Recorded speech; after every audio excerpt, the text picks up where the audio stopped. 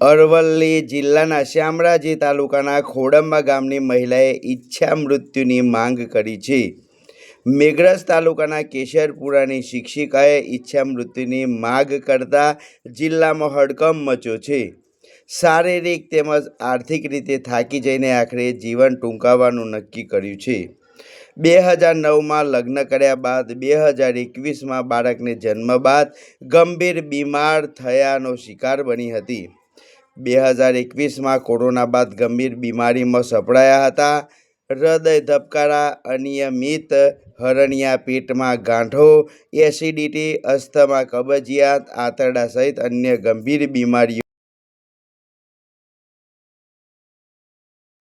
દુઃખ અમે સહન થતું નથી। નીને ખોરાક કંઈક બિલકુલ લેવાતો નથી, ખવાતું જ નથી, એનું ભાવતું નથી, ગેસથી એને બેહી નથી રવાતું, ઊભું નથી રવાતું, આમ શક્તિ નથી, કશીએ તાકાત નથી। નાવા લોકો મળ્યા તે લોકો સંભાળ્યા તો 5 વર્ષથી હું તન મૂકીને જો તારનું છોકરા કે કોઈ સંભાળ કરતા નથી, પછી એવી રીતે જીવ ના અમે શું કરીએ? અમે કોમ નથી થતું, અમારા પાસે પૈસો નથી। એનો બાપો બેસી જાય, મારી ઉંમર 65 વર્ષ।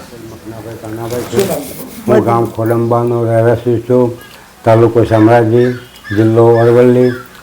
મારી બેબી શર્મિષ્ઠાબેન મકનાભાઈ, ગામ ટીંટોઈ, તાલુકો મોડાસા, જિલ્લો અરવલ્લી, પટેલ કિશાભાઈ કચરાભાઈની ત્યાં તેનો 2009માં ભાઈ બહેનના સાટા પદ્ધતિમાં લગ્ન કરાવેલ છે અને તે પોશીના ખેડબ્રહ્મા તાલુકાના પોશીના ગામમાં નોકરી કરતી હતી।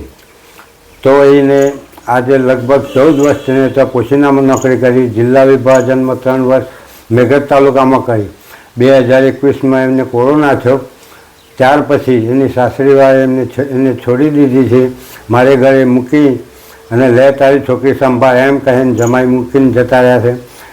જમાઈને અને મારા છોકરાને એમની સાસુ અને એમની છોકરી, મારા છોકરાને પત્ની, એ બંને જણા શીખવાડે છે કે તારે આ બીમાર વ્યક્તિને લાવીને શું કરવાનું છે, એની સેવા કોણ કરશે? એટલે તે કોઈ સાસરીવાળા સાર સંભાળ કરતો નથી અને અમે પોતે પણ હવે આંખે દેખાતું નથી, પગે ચલાતું નથી, એવી તકલીફ થઈ છે। એટલે હાલ અમે સક્ષમ નથી, તો એની સેવા કોણ કરે? એટલા માટે એને ઈચ્છા મૃત્યુની અરજી આવેલ છે। જમીન કેટલી છે? અને 3 વીઘા 3 વીઘા જમીન છે। બાળકોને કેવો સપોર્ટ? બાળકોમાં જે મોટો ભાઈ છે તે બેનના સાટામાં છે, એટલે એ અમને સહકાર આપતો નથી અને નાનો ભાઈ છે એ નોકરીની દૂર છે, છતાં પણ તે ખબર કરી જાય છે અને સાથ સહકાર થોડો આપે છે। પણ એના મનથી એવું છે કે આ બેન નોકરી કરે તો સારું, પણ પોતે સક્ષમ નથી તો કઈ રીતે કરી શકે? એટલે એને એમ થાય છે કે આ જાણી જોઈને કરે। મારી સાસરી થાય ટીંટોઈ, તાલુકો મોડાસા, જિલ્લો અરવલ્લી અને હાલ હું મારા પિયરમાં છું, કેમ કે હું 2021 પછી જ્યારે કોરોના થયો એના પછી હું ગંભીર બીમારીમાં છું। એટલા માટે મારા સાસરીવાળા લોકોએ મને છોડી દીધી છે અને મારા મા બાપ મારી સેવા કરે છે। ત્યારથી હું મારા પિયરમાં છું અને હું એક પ્રાથમિક શિક્ષિકામાં નોકરી કરતી હતી। ખેડબ્રહ્મા તાલુકામાં પોશીનામાં હું નોકરી કરતી હતી અને ત્યારબાદ 2009માં મારા લગ્ન થયા, એ સાટા પદ્ધતિથી થયા હતા। ત્યારે મારું શરીર સ્વસ્થ હતું એટલે એ લોકો મને સારું રાખતા હતા, પણ ધીમે ધીમે બાબાના જન્મ પછી એક મને બીમારી આવી અને મને પણ એમ હતું કે એક બીમારી આવશે તો બીજી બીમારીઓ થોડી આવવાની છે, પણ એક પછી એક બધી વારાફરતી બીમારીઓ આવવા લાગી અને એ બીમારીઓ એવી કે જે સહન થાય નહીં અને દવાઓ ચાલુ રાખીને મારે જીવવું પડતું અને નોકરી કરવી પડતી, કેમ કે મારા સાસરીવાળા મારી બીમારીઓ કે દવાઓ પર પણ ધ્યાન આપતા ન હતા। એટલે મારે મારું પોતાનું અને મારા બાબાનું ભરણ પોષણ પૂરું કરવા માટે મારે મજબૂરીથી નોકરી નહોતી થતી, છતાં પણ કરવી પડે એવી મારી હાલત હતી। એટલે મેં દવાઓ ચાલુ રાખીને 2020 સુધી નોકરી કરી અને 2020 સુધીમાં મને જેટલી બીમારીઓ થઈ એ બીમારીઓની ફાઇલો પણ મારી જોડે છે અને 2020 સુધી મેં દવાઓ ખાઈને મારી નોકરી કરી છે। અને 2021થી જે અત્યારે મારી પરિસ્થિતિ છે એ કોરોના પછી થયેલી મારી પરિસ્થિતિ છે અને ત્યારથી હું નોકરી કરી શકતી નથી।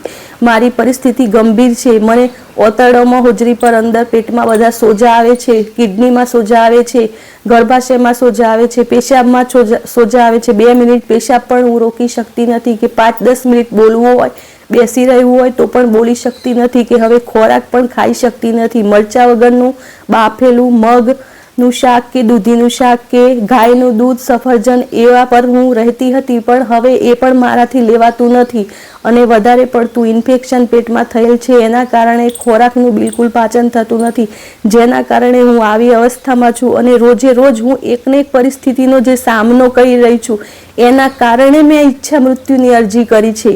અને એ અરજી મેં તાલુકા લેવલે, જિલ્લા લેવલે, રાજ્ય લેવલે અને કેન્દ્ર લેવલ સુધી કરેલી છે. કેમ કે મને એમ થાય કે જો હું સાજી થઈ હોત તો પણ હું મારી જિંદગી જીવી શકતી હોત, પણ મેં ઘણા પ્રયત્નો કર્યા અને એમાં પણ મને મારા જ પોતાના લોકોએ છોડી દીધી. અને મારે 2 ભાઈઓ છે, એ પણ શિક્ષકમાં જ નોકરી કરે છે, પણ જે ભાઈ સાટામાં લગ્ન કર્યા એ ભાઈ પહેલાં તો અમારા પક્ષમાં હતો, પણ મા બાપ કે મને હવે બોલતો નથી, કે ઘરે આવતો નથી, અને એ અમારા સાસરીવાળા લોકોના પક્ષમાં છે. અને મારી બેન નાટક કરે છે, જૂઠું બોલે છે, એવું બધું કહીને લોકોને એ પણ ભેગો સાસરીવાળા લોકો જોડે સામેલ છે.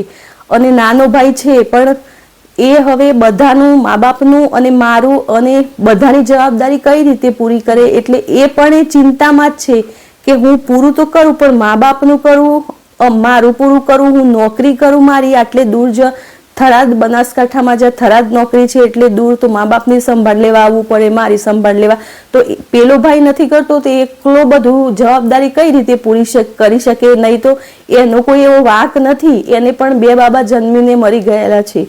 એટલે આ બધી તકલીફોના કારણે અને આજકાલના જે પત્નીઓ કે જે હવે ઘરમાં એક વ્યક્તિ એવું નીકળે તો બીજાને પણ એમ થાય કે એ એનું અલગથી બધું કરે છે, તો હું કેમ ખોટા ખર્ચા કરું બીજા લોકો પાછળ? એ રીતે હવે બંને મારા સામું જોતા નથી.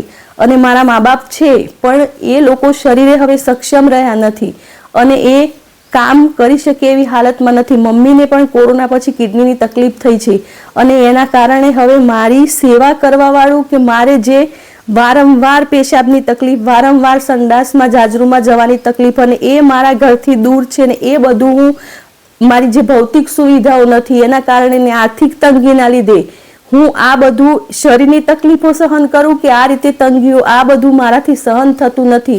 અને મારી સેવા કરવા માટે કોઈ માણસ નથી કે જે મારી ખબર, દેખરેખ રાખી શકે. એટલા માટે હું આ પરિસ્થિતિઓથી કંટાળીને મજબૂર થયેલી છું. એટલા માટે મેં ઈચ્છા મૃત્યુની અરજી કરી છે.